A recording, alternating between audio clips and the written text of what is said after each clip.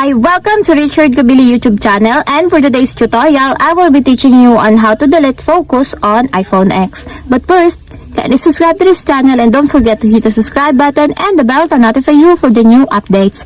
And let's start. Using your iPhone X from your home screen, first go to Settings. Then in the Settings, scroll down and click the Focus.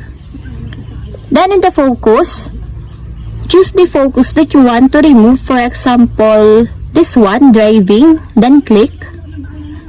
Then after that, in the driving, scroll down and find the delete focus on the lower part of the focus, then click.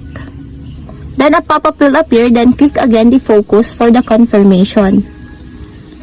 And your driving focus is now removed. And that's it. We have successfully removed or delete focus on iPhone X. If you have a question, can you comment down below, and don't forget to hit the subscribe button and the bell to notify you for the new updates. And thank you for watching.